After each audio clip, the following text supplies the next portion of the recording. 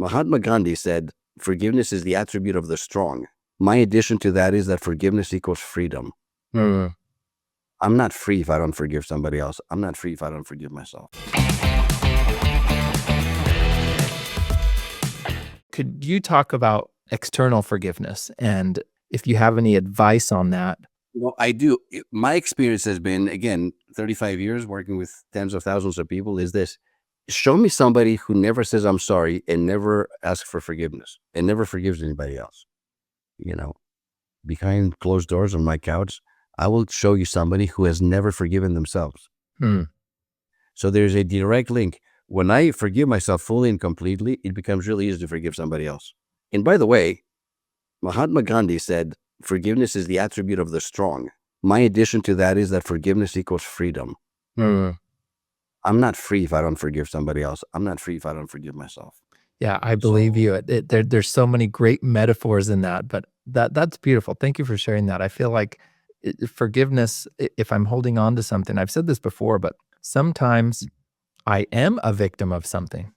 Somebody's harmed me, somebody's hurt me, and I truly am a victim of whatever that circumstance might be. But who do I harm by holding on to that? You've already told us before, is if I stay in that victim mode, I hurt myself.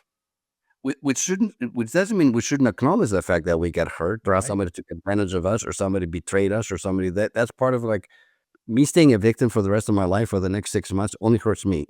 So I feel the feelings, I process through those feelings, and then I navigate and say, yeah, it's time. It's kind of funny. You said, it was the last somebody who really hurt my family financially. It was around the same time, actually, about 20 years ago. We got involved with somebody, a friend of ours, a dear friend of ours, dear family friend. We invested with them, or we gave them. I know it's stupid, and when I think about it now, but it turns out he was running a Ponzi scheme. This wasn't some acquaintance, by the way. This was somebody that we thought our oldest son and their oldest daughter would get married one time. So we're very dear friends. So it was a double betrayal, because it wasn't just a financial betrayal, but it was also the friendship. And when it finally dawned on me, and I had a conversation with him, and I said, hey, and we were like, okay, so we lost our savings. It was a huge financial blow. I remember talking to the same night to God again. And I know God loves me so much because of what he shared with me. He said, Elia, this man has taken your money. You need to forgive him now, or else he's going to take away your happiness.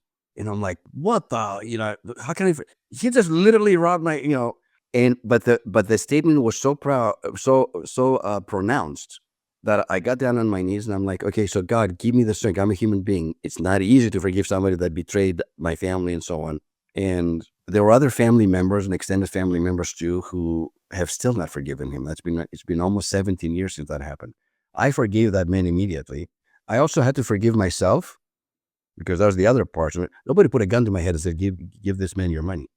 I did it.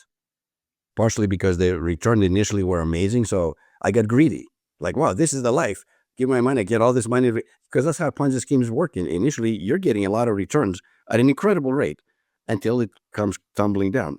So I'm like, Elia, take personal responsibility. Don't let somebody else ever be in charge of your money, because nobody forced you to do it. But number two, you do need to forgive this man, because money can be replaced.